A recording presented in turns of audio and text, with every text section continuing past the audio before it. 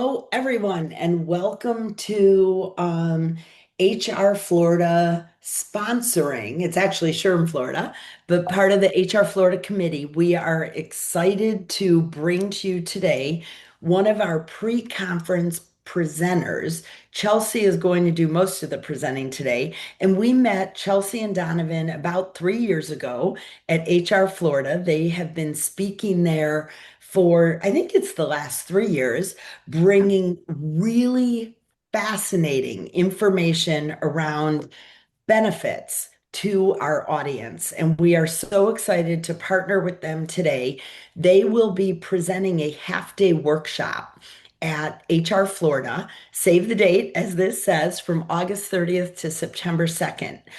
If any of you would like to attend, you don't have to live in Florida, but you can sign up for their pre-conference workshop so that you get the really in-depth information that they're going to be sharing that day. With that, I'm going to throw it over to Chelsea and Donovan. I think Chelsea's going to primarily be speaking today, and they're going to share their topic, and we'll be back at the end to let you know how you can get more of this information. Thank you, Lori. Hi, everybody. Welcome to our webinar today. So as Lori said, this is our teaser, our sneak peek of the 3-hour workshop on August 30th. Or actually, I believe it's the 29th, excuse me. So today we're talking all about employers, plan sponsors, creating a fiduciary governance program to better manage their health and welfare program. So essentially, for some of you on the call, this might be a little bit of a wake-up call. For others, maybe this is something you already have in place. For the clients of ours that I can see on the call, this is definitely something that you have in place. But the plan today is to really give you a roadmap and some ideas on how to create a governance structure around your health and welfare plan so that you can reduce financial exposure, reduce legal liability, and increase participant health outcomes. Because that's the beauty about doing the right thing is it costs less and people get healthier. It's kind of a dream. So we're going to talk about how ERISA and the CAA of 2021 really started to ramp up these discussions around health plan lawsuits. Donovan's going to take us through that. We're going to look at a couple lawsuits today, a little bit high level. At the pre-conference workshop, we will dive way, way, way deeper. But Donovan's going to take us through that as well. And then I will pop in right around halfway to show you what do you actually do? What does this governance process look like in real life? So without further ado, I'm going to hand it over to Donovan to give the Ethos founding story and tell you a little bit about himself. All right. I guess am I going to introduce you as well? I think you Sure. deserve it with the new people. Go for it. Oh, I am doing it. Yeah, I'd love to All hear right. you say, actually. So Chelsea Reikus is the president of Ethos Benefits. She is not my sister. She is my wife. If you notice, we have the We same do get last that a lot. Does Do that we? happen? I've not heard People that. ask. Okay. People ask all the time. We had one client that didn't know after like 5 years, and I got a laugh out of that. But we actually started working together first and kind of found the rest later. But we are, kind of the head of Ethos Benefits. The main difference, like what we're trying to do is, our background is actually more from the security side. So I was a fiduciary financial advisor, working with plan sponsors on 401ks and pension plans. And there is a standard of care, there is data, there are disclosures, there is transparency, and just got a peek into the health and welfare side and was blown away by all the problems, the conflicts, the lack of data, transparency, the compensation models, the services being provided back to employers for the compensation. Just none of it made any sense. And it set us off down a different path because we realized we were working with the right type of clients, right? We wanted to make a big impact in working with plan sponsors that had a lot of participants was the way to do that. Unfortunately, the health and welfare side needed a lot more help and attention than the 401k side, which led us down this path, and we've been all in on health plans ever since. So we're going to talk a little bit about stuff that you guys have probably heard, that we've heard, and hopefully preview some of that today. But again, this is also, only 30 or so minutes. This is meant to be a preview for our larger course. We did it earlier this year for the International Foundation of Employee Benefit Plans, and we'll be doing the same course at HR Florida as a pre-conference. So things that we've heard that we kind of dispel and are always kind of working with our clients on, a single digit increase is a good year. You're too small, we can't give you claims data. The carriers will handle your gag clause or your RxDC or your mental health parity, all the things that plan sponsors are actually responsible for. If you've heard any of those, go ahead and chime in the chat and like raise your hand or something. Raise your hand if you've heard these as we go along. Another thing we've heard from plan sponsors is our broker is big and has market leverage. And on the face of it, it is almost logical, but there's actually nothing behind it. There is no truth to those types of position claims. My personal favorite is the claims are the claims, and this is used to justify another renewal increase and zero solutions or strategy being brought to you. This is the one that honestly confused me the most because I found it ridiculous and I didn't understand where this was generating from. A claim is a dollar amount. It's a request for dollars. A condition is the thing we cannot change. So we can't change the employee's condition that they sought care for. We can greatly influence the claim, which is a request for dollars. The data is proprietary and can't be released. We still fight this every day. I had it happen yesterday on a very large group, maddening. And our local hospitals won't accept other plans. Certainly not the case either. So one thing I'll add is just the more confused and helpless that you feel as a plan sponsor.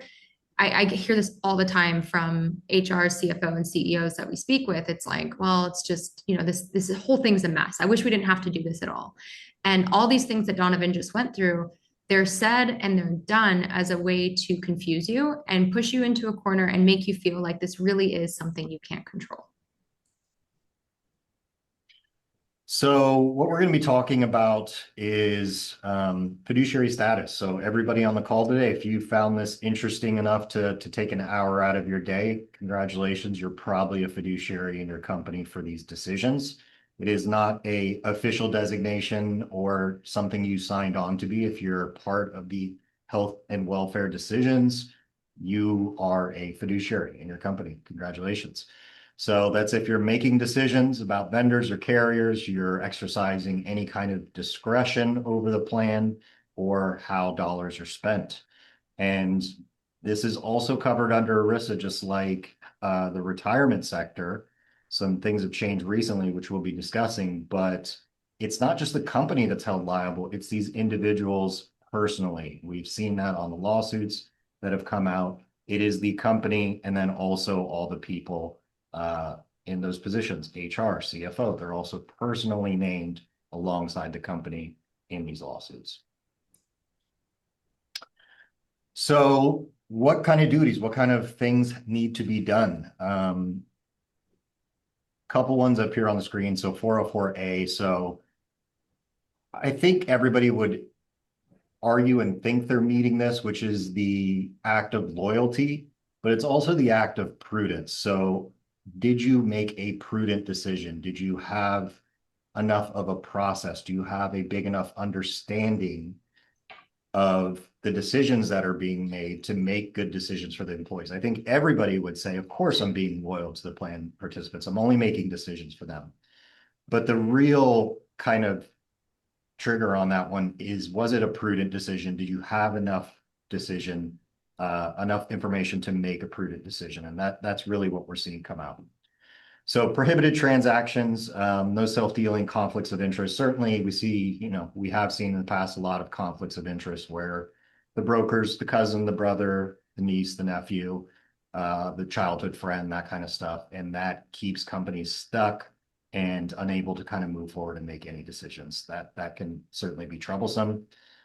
And then one of the biggest kind of factors also to being a prudent decision maker is understanding the compensation models that you have agreed into.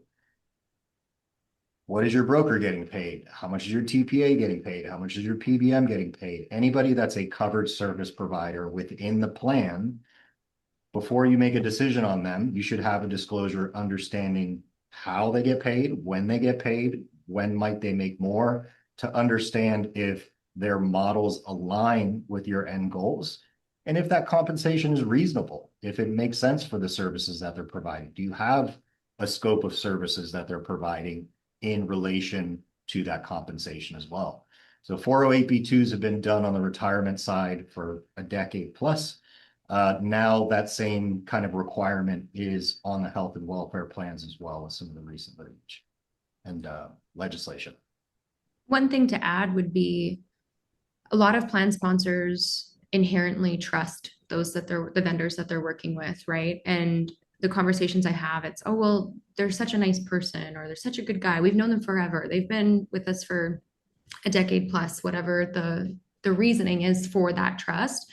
But really, when we looked at that initial slide that Donovan shared with the claims are the claims, oh, we don't accept your plan. A single digit is a good year. That's proprietary. Sorry, we can't show you that.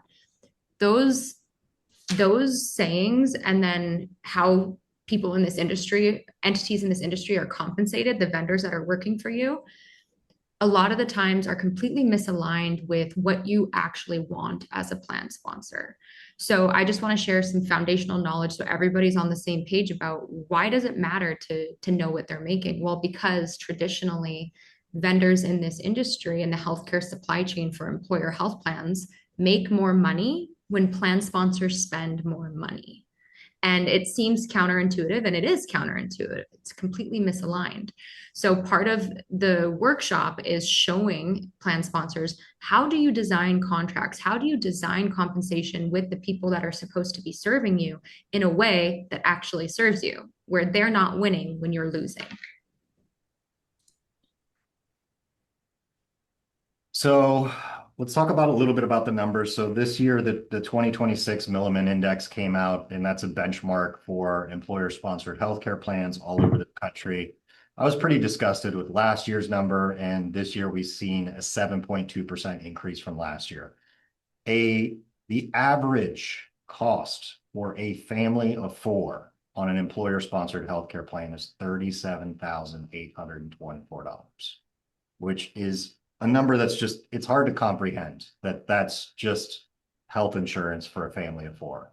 That's unaffordable for an employee, it's unaffordable for an employer, and it's unaffordable for the two of them to split and still be competitive and have disposable income for that family. We've seen a 188% increase in plan costs since 2005.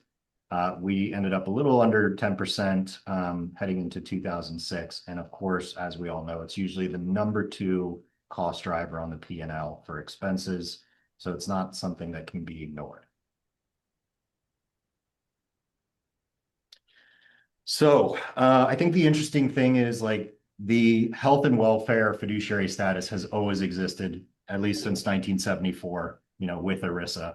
The problem with it is, one, in 1974, we didn't have the healthcare inflation that we have now, and it wasn't the problem that it is today, and health plans look very different than they do today. So what the CAA of 2021 did is it finally applied some metrics and some responsibilities of what it means to be a prudent fiduciary, and some things that the company needs to do to meet these same obligations that had already been defined on the retirement side. So the first one we talked about, which is that 408B2 disclosure, any covered service provider making more than $1,000. That could be your telemedicine, could be, your PBM, your broker, anybody. And we would also say do that for the non-ERISA lines. That could be like accident, critical, cancer coverage. Anything that you're offering in your health and welfare package should really come with a 408B2 disclosure, and we'll show you some recent litigation and what kind of that brought up without companies doing it. Number two is the gag clause removal. So this is something you're supposed to be attesting to every year since 2022, because the CAA was passed in December 21. And this is basically saying to your insurance providers that they cannot withhold your data, because you need to understand your claims data and your cost to make prudent decisions. And if this is fair, if it's competitive, if it's well priced, if it's reasonable for all your plan participants moving forward. Number three is the RxDC reporting. This is basically an annual prescription drug cost and benchmarking report for your top 50 drugs. If you were to do this for your top 50 drugs, you would basically cover 95% or so of your total RX spend within your company. What we've seen with this is, this is an employer responsibility. They have to have it, see it, understand it, right? The job is for employers as the one being responsible for this to have the benchmarks to make better decisions. But what we've seen in practice is your PBM saying that RxDC reporting, don't worry about it. I did it for you. You don't have to do it. And you say, great, thank you. Can you send me a copy? No, I couldn't possibly. We have to do these for everybody. I can't get you a copy of this. So this is not something you can pass off to a PBM or any third party. This is an internal benchmark. It's meant for the plan sponsor, the company, to make better decisions and understand their drug costs, because now drug costs are, on average, 20% or more of the total healthcare spend, as high as 50 to 70% I've seen even. It's really gotten out of hand. The last piece is mental health parity. This is basically just means matching your mental health benefits to your medical benefits. This is usually pretty well done. To do a really good study, you have to do an NQTL analysis. It is a little bit more in depth, but I'd say 1 through 3 are kind of the big drivers, but mental health parity is very important. You want to make sure you're being compliant with that as well. I think these are the most important changes to health and welfare plans since ERISA, and it's because these are not compliance functions for the sake of compliance to give you something else annoying to do, like ACA reporting, right? Like that's kind of just a burden. It's just this other compliance and reporting package that we have to do that takes a lot of time. 1 through 3, if you actually do these things, you'll be equipped with much better information to make a decision and make an impact for your healthcare spend next year and the following year. Start to understand your trends and be able to start projecting and make better decisions for your healthcare plan in total. So the wave's already here. So one of the interesting things is, like, when I was trying to get Chelsea to join me in the business and come over to this side, my pitch to her was, look, I've been on the retirement side. I've been doing this for 401ks. I've been helping companies mitigate lawsuits, and the fraud, waste, and abuse is not even 10% of what I see on every single health and welfare plan. I told her that, and it took, I don't know, like 8 years from like when I started telling her it was going to happen to actually seeing the first one, which was in 2021. And that was directly correlated basically to the CAA, because it's like, all right, the CAA finally put out the guidance. These are the activities you need to do. Now we have something to kind of benchmark that against. And we started seeing a wave of litigation, employees versus their own company, similar to 401k lawsuits, for the decisions they're making, right? Because this is coming out of their paycheck. It's one of, employees' largest costs, as well as the second biggest cost for the employee as well. I remember when so Donovan had the agency and then I came on as a partner about 10 years ago. And this literally was a conversation that we had where he was like, hey, I think that we designed an advising model to be completely unconflicted, the exact opposite of basically every other kind of brokerage agency in the nation. And let's basically advise through the fiduciary lens with everything that I've learned with my securities license on the retirement side. I'm like, yeah, I mean, that sounds amazing, right? Like, that sounds great.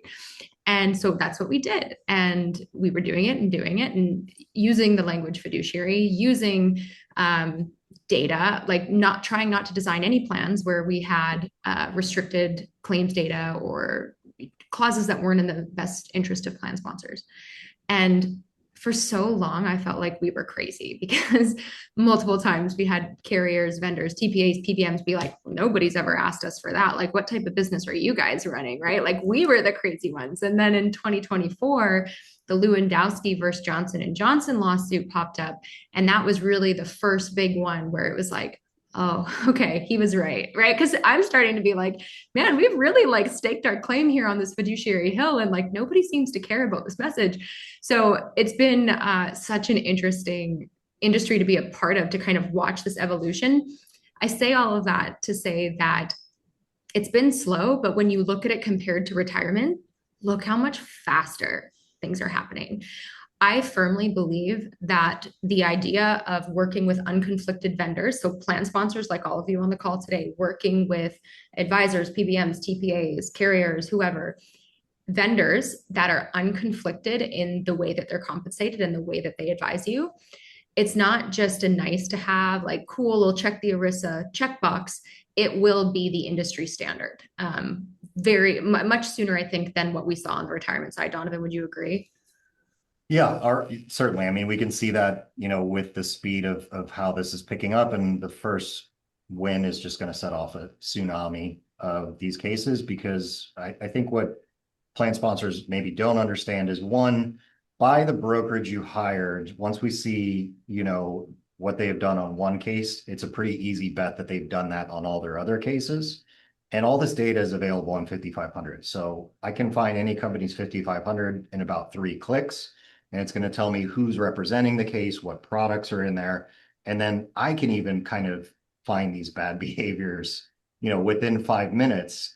So it's not going to be hard for the attorneys to do the same thing. So when they see a brokerage do a bad act, they're going to know, okay, that wasn't the first time you did that.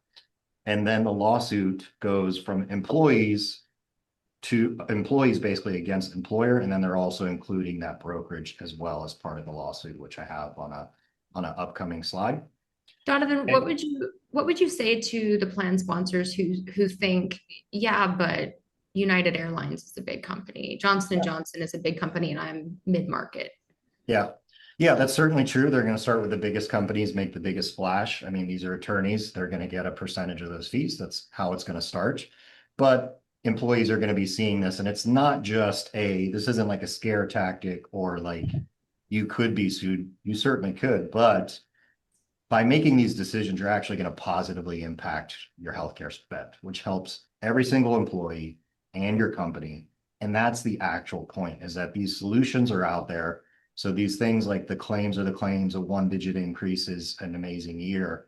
Those things, there's no truth to that once you get to the data and you start to understand how these things are structured. By understanding compensation and how and when people get paid, and you have the data to back up and have a good negotiation and go out to market and understand your claims cost, rather than just having all that be behind the curtain and allowing a broker to do it, who gets paid more when they sell a bigger risk transfer, right? It's in the name. A broker sells a risk transfer. The bigger the transfer, the bigger the commission, right? So just adding some sunlight to those things is a positive thing. And it's never going to be at anybody's advantage, a companies and individuals, to make a decision with less information than they should have to make that decision, right? You can still trust that person. You can negotiate with them directly. You don't have to fire them, right? But you do have to be equipped with enough decision to make that to make that distinction, because everybody else has more information than you, and they're all making more when that number's bigger. The broker, the carrier, the providers, the hospitals, the PBMs, drug manufacturers, everybody downstream makes more money when you guys spend more. So these are a couple of the lawsuits. The Lewandowski versus Johnson & Johnson, this originally got dismissed, and it was just procedural, right? Because they're applying 401k logic to health and welfare plans. And the original judge just didn't quite understand that, because he was trying to look at it like a 401k, where everybody has a personal balance within their account and they could individually quantify damages. But a health and welfare plan doesn't work that way, right? Works a little bit different. If a company is making a decision, let's say with a bad PBM, which is what this case was about, to systematically overpay for all of their drugs by 25%, what does that in turn do to the premium next year, right? The claims are the claims, right? So the higher those claim dollars are, the higher the premium is going to be. That's been the justification everybody's heard. So by making that decision, they're continually damaging everybody. And, when I was a 401k advisor, I used to do open enrollments and talk to people about, the miracle of compounding interest and how that benefits employees and how it adds to their 401k and their retirement fund. And this is kind of that flipped on its head, right? It's like the nightmare of healthcare inflation and how those bad decisions compound year after year. 10% this year, next year, your 10% compounds on the prior 10% and just keeps on going. The Stern and JP Morgan Chase, pretty much a copy, same broker, same PBM. The last one is really interesting. This covers really non-ERISA lines, which are the kind of ancillary, voluntary, enhanced benefit lines: accident, critical illness, hospital indemnity, cancer. So this is, again, it's employees versus LabCorp and Willis Towers Watson. Over 6 years, the average commission rate they were taking was 28% on those lines, and less than 50 cents on every dollar was actually going to pay for benefits.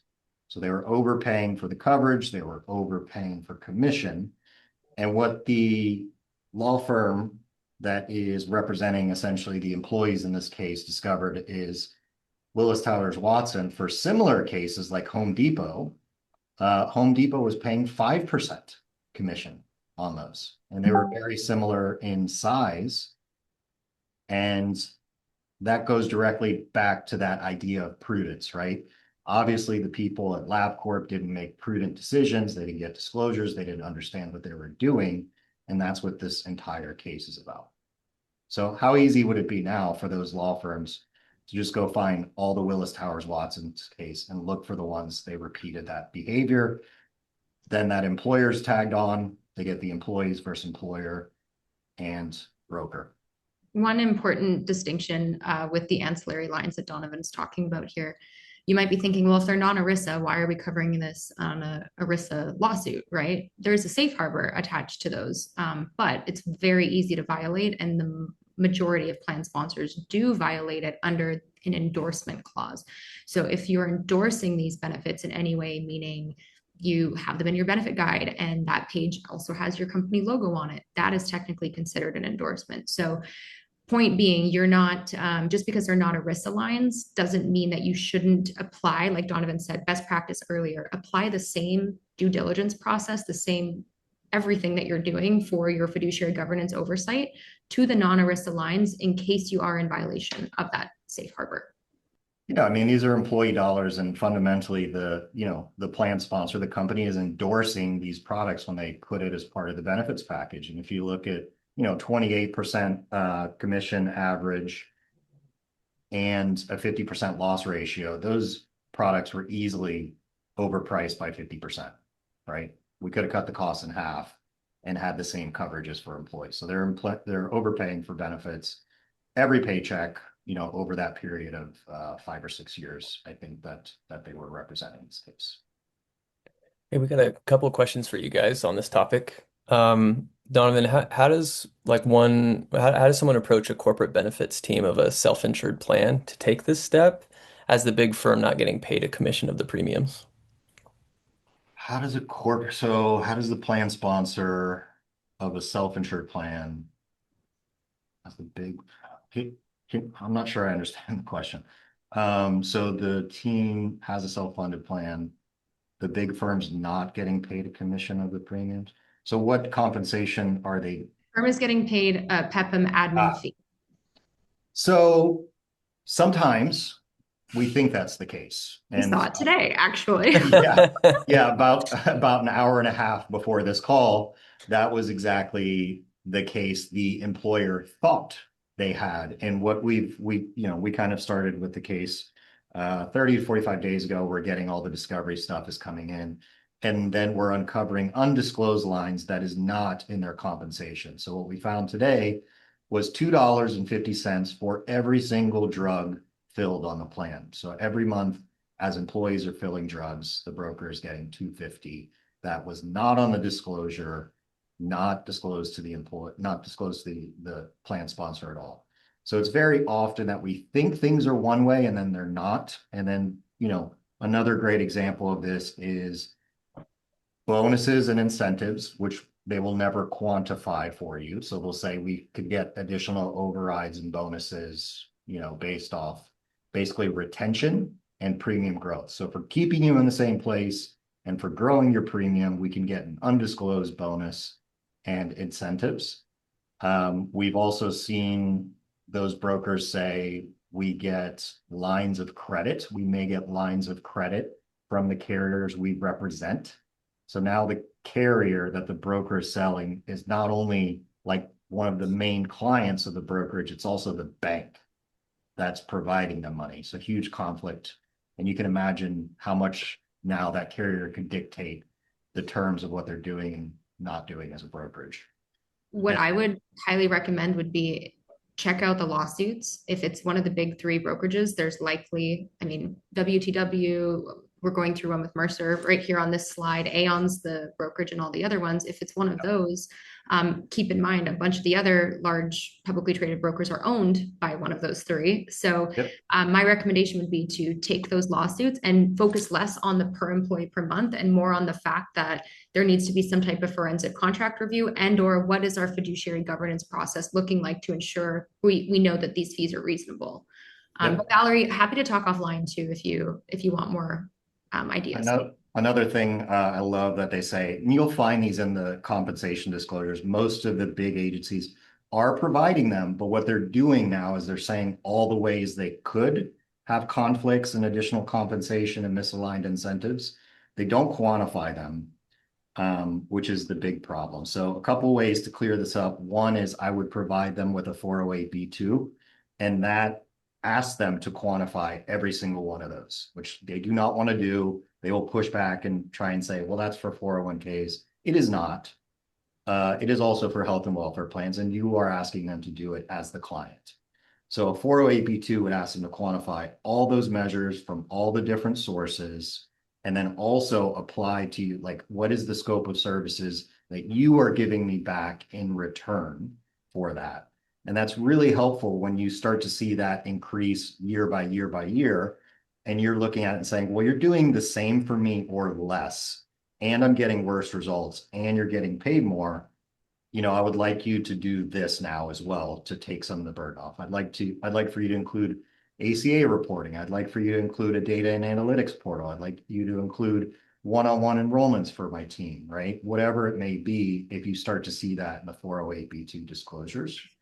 That's certainly something you can do. And then also the second part of that would be ask them to take a fiduciary standard of care in their contract, which should be a very low bar. All it means is I'm not going to have misaligned incentives with you, the plan sponsor. I am going to be 100% transparent with all the data and decisions and proposals that I put forth to you. And compensation, right? I'm going to disclose all that compensation. So 408B2 compensation disclosure could clear that up with your existing relationship to make sure you're on a good track. Kelly had a question. How does it change the story if the employer is paying all or a portion of ancillary options? If the form, Lena, is 408B2, and we actually will send a copy of it in the follow-up email to the webinar. Kelly's question, though, about what if an employer is actually contributing to these ancillary lines, that removes the safe harbor altogether. So now it is 100%, no question, subject to the same fiduciary standards under ERISA. That totally negates the safe harbor.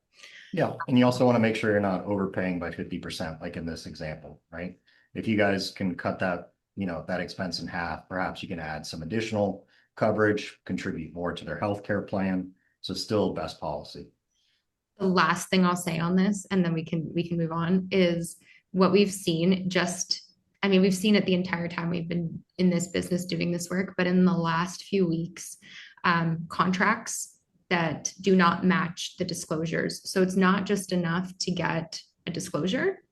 You really want to ask for that, specifically that PBM contract or the TPA contract or whatever it is where there could be that hidden compensation, because we're seeing a lot of them in the contracts, but not actually being disclosed on the disclosure. So just another point. I think, the test of that, the easiest kind of test to figure that kind of stuff out without turning yourself into a benefits pro or a forensic accountant is the compensation disclosure and the fiduciary standard of care. So if they say, this is, yes, this is all my compensation, here's the 408(b)(2, and yes, I will advise in your best interest and be transparent with you, then you shouldn't have to worry about it unless they are very foolish, right? And those two things should be a low bar, right? I want to know how much you get paid, and I want to know you're doing it for me. Yeah. Did you want to go through this, or do we want to move on? No, that's it. Good. Okay. All right. So now that we've set the landscape about what are the problems, right? What is fiduciary duty? How are these lawsuits kind of playing out in real time? We've got that high level understanding. What does it actually look like to do it right? So it's less about, believe it or not, it's less about making the right decision. And I say that with little bunny ears, because what is the right decision? This entire conversation around ERISA plan sponsor lawsuits is about a structured, documented, repeatable process. It's more about the process of decision making than it is making a good or bad decision. So the entire workshop that we're hosting, and what you'll see is the primer for today, is about how do we design a bulletproof, audit-ready process to show how we came to each decision, how we determined these fees were reasonable, how we determined these vendors were performing at the level that their contracts say or that we expect. That's what this is about, okay? It's about the process, not about being perfect, because you're never going to be perfect, right? And also, it's not about choosing the cheapest option, right? It's about choosing the right option for your population, for the business needs of that specific year, and documenting the heck out of it. So this is what we've built over the last decade as we've been trying to figure all of this out with our clients. Is the best way to structure this fiduciary process is to have a quarterly governance structure. So that looks like having a benefits committee. When you think about a benefits committee, well, we'll dive a little bit deeper into it here in a sec, but if you don't have a benefits committee, that's a great place to start, is formalizing the committee. Because like Donovan said earlier, even if you don't, right, even if you don't want to formalize it, the fiduciary responsibility is inherent in the fact that you're making decisions.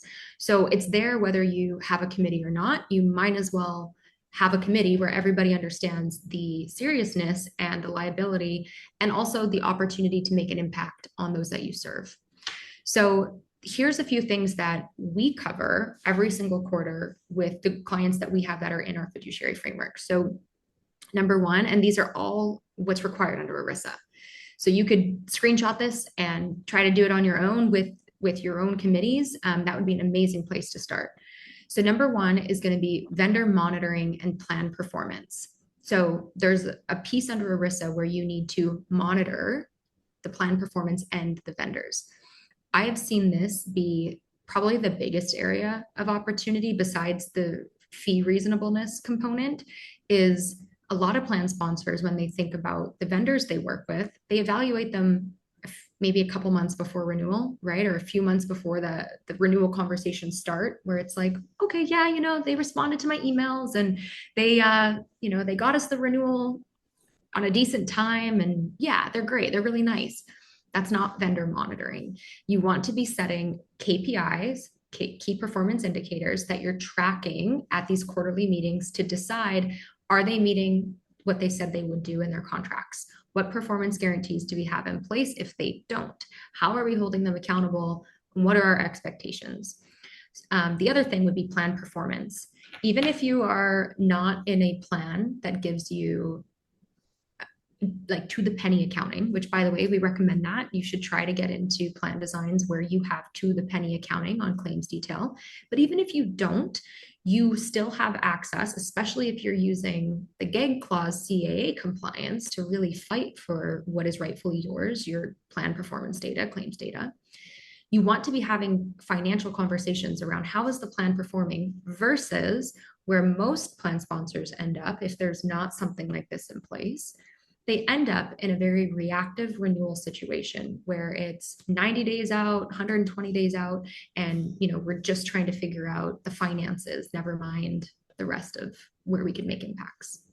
So fee reasonableness and compliance, so confirming that all the compensation to all the vendors is reasonable. That is an ERISA guideline, but also all the annual compliance, the things you heard Donovan mention earlier, not just the CAA of 2021, By the way, there's a CAA of 2026 that we haven't even talked about today, but at the workshop in August, we will dive into that as well. But like ACA reporting, 5500s, PCORI fees, right? There's benefit notices. There's a whole host of other compliance needs that need to be handled. You want to make sure that those are being discussed in your fiduciary process as well. Strategy and viable solutions. So this is the part where are we actually looking at other options? And other options isn't the same 3 or 4 carriers on a spreadsheet every single year. It's a lot deeper than that you have to show, hey, we're learning about these things and we're not choosing them for this reason. That's the documentation part. And then the vendor selection and contract review, making sure that you're actually running a real market check. And read every single contract. I just posted a LinkedIn post like 2 minutes before this started because I was kind of fired up. Already, just in the last week, I've read 2 contracts and had meetings with vendors about the red lines that I requested that were in favor of the plan sponsor who's trying to be a good fiduciary. On this meeting, they're like, yeah, cool, we're good with all of those red lines. I'm like, awesome. Email comes through today with the returned contract. And all of a sudden, there's a clause in there for an additional couple years of engagement that nobody agreed to. Read your contracts. I don't know how many times I can say that.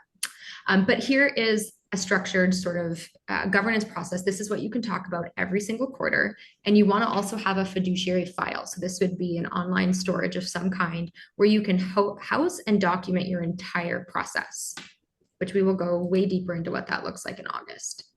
So like I said, your first line of defense is going to be having the committee. And that's the cleanest way to prove that you did the work. Because with a committee, you want to have a committee charter. You want them to acknowledge any conflicts of interest. And you want to take committee meeting minutes of every single meeting. That alone, if that's all you take away from today, if you have nothing, if you have none of this, that's an amazing place to start. That you've documented these conversations where at least we have some type of a process where we're evaluating our vendors, the reasonableness and plan strategy. I highly recommend for your committee, consider some diverse experience. It shouldn't just be HR. You really want to have some financial minded folks in there, some operations folks in there. Different perspectives offer different questions. And that's something we'll talk a lot about in August too, is how do you ask different questions that will get you different outcomes at your renewal. So for example, if you're told, well, you had bad claims, right? Or your local hospital won't be okay with that plan if you go with that. What questions can you come back with to put you back in a seat of power where you're in control of the conversation? The documentation trail, that's that fiduciary file that I was speaking about. You want to make sure that you have those minutes, you have all the compliance items documented, and you have a rationale for why we chose what we chose for this past plan year, for example. So maybe one other thing I'd say, if you do nothing else than the committee, create a rationale for if you were a January 1st plan date, create a rationale and put it in the fiduciary file as the only thing you have, that's fine right now, for why we chose what we chose. What was the decision-making process like? What else did we see? Why did we not pick this over this? And then risk mitigation, we'll go into this in August. How do we protect you, HR, on the call, who are personally liable for these decisions, from any future issues? So you can get fiduciary insurance. You could have directors and officers insurance. If you have a self-funded health plan, you need to have a fidelity bond. Everyone knows about that for 401k, and oftentimes all it takes is adding some verbiage into your existing policy. So we'll talk through all of those best practices as well in August. And here's that question piece, right? So the questions that you should be demanding to your vendors.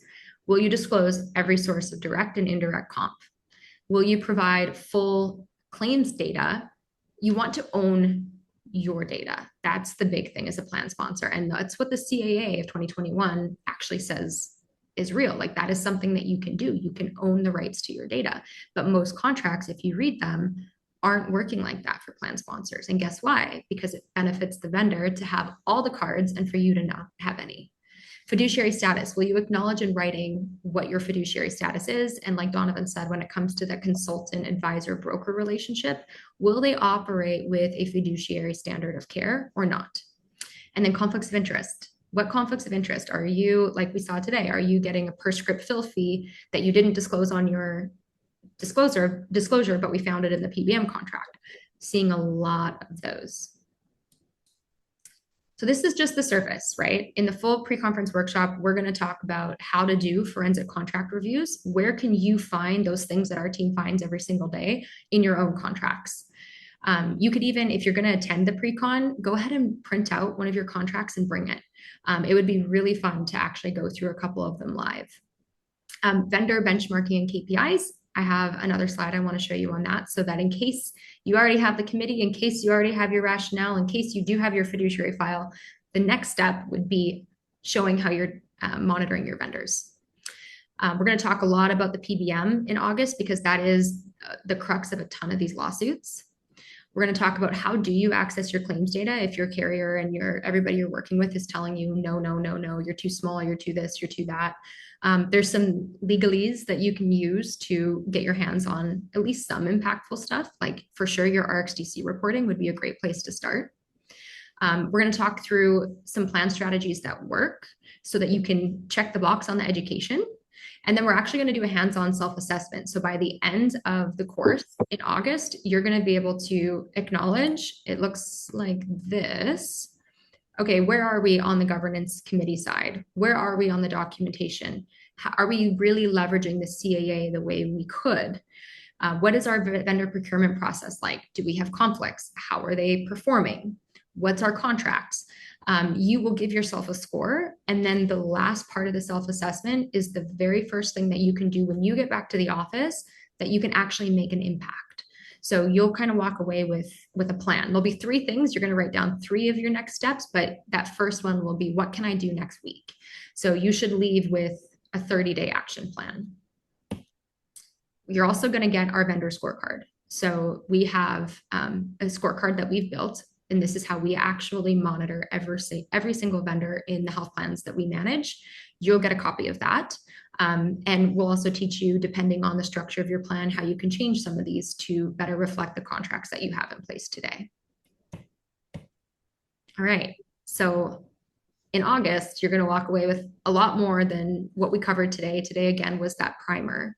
But I hope this hour sparked something where you feel like either you're doing everything great and there's no room for improvement, but you just kind of got that like, yeah, good for me. Or maybe you're like, there's some work here to be done. I hope you'll join us in August.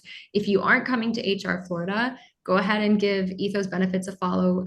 Guys, we don't just talk about this. This is literally our business model. So please don't be afraid to come and ask us questions. We love, love, love this topic. So please hit us up.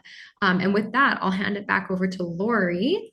Do we have time for questions, Lori? Would it be okay if we opened it up? Absolutely. And why don't we have 2 hands raised, but I think their questions might have been answered. And so Austin, I'll follow your lead. If you want to get a grip on where the questions are, I will quickly remind people. Chelsea and Donovan, when I first met them, I was blown away by this. I knew none of this. And I've been practicing HR for a long time. So that is why we asked them to do a workshop, not just another 1-hour program, because there is so much that they can bring to the table. So we would love to have you attend at HR Florida, but I can speak to how generous they are with their time. That if you are not near Florida, if you don't have any interest in attending HR Florida, which we hope you will, reach out to them because they will help. If you have already registered for HR Florida and have now decided you want to make sure you attend this workshop, you can simply go back to your confirmation email and add on the pre-conference or move up to the VIP level, which gives you the pre-conference included. So it's such a good deal. You just can't even believe it. So go ahead, Austin. Do you want to ask people who have questions? Oh, I have Jonathan has Austin, some. you're on mute, but I'll suggest something as like a kind of giveaway for the participants today. I've never done this. I might regret it depending on how many I get. But anybody that's on the call today, if you want to send me any one of your contracts, could be your PBM contract, could be your TPA contract, broker contract, broker compensation disclosure, send those over to me. I'll put it through our contract review, suggested red lines, areas of concern, suggested changes, room for improvement, that kind of stuff. My email's right there. You can connect with me on LinkedIn. Obviously, it's a contract. There's no PII, no PHI, no HIPAA. It's just between you and the service provider. You can redact it, or I'm willing to sign an NDA, and I will get you kind of a contract review on whatever it is you're looking at, concerned with, to kind of give you an idea of where you stand today and where things could be improved. To give everybody just like quick closing remark, I was working with a new prospect and they said, what's that form that I should ask my incumbent service providers for? I gave them the form, and this was one of the largest brokerage houses in the country, and they responded back, we only do this for 401k. So I say that because the people that you're working with, they might not even know about all of this. It's not always nefarious activity, right? Like we talked about hidden compensation and a lot of things like that. Sometimes vendors know that they're not doing well by the people that they serve, but a lot of the times it's really just there's a gap in education and people don't know what they don't know. So you might find that you're the ones starting to educate your vendors on this, which is kind of interesting. So don't be afraid to send over those contracts. I think that's a great idea, Donovan. It doesn't take us very long, so please. Also, there's HRCI and SHRM numbers here if you want to go get your credits for today's session. And with that, are you offering this again on 6/22? No. Sarah, Chelsea and Donovan are going, what? That is Mark Griffiths, another one of the pre-conference programs. Many of people know Mark. I don't know, Chelsea and Donovan, do you know Mark? He's also in Orlando. He has the cutest little Irish accent, which is how everybody knows him. But that's his program. So this is a new offering as part of HR Florida, is bringing you these webinars, getting everybody really excited about the actual conference and seeing what depth of experience we're offering by coming to the conference. Amazing. Well, if we don't have any questions, we will go ahead and wrap up. Thank you so much, everybody. And Lori, thank you again for allowing us to share about this topic with HR Florida. Oh, thank you so much. We really appreciate all the support you guys have given our conference for many years in the past. Thanks for everything. Bye, everyone. Thanks, everybody. Bye, everyone.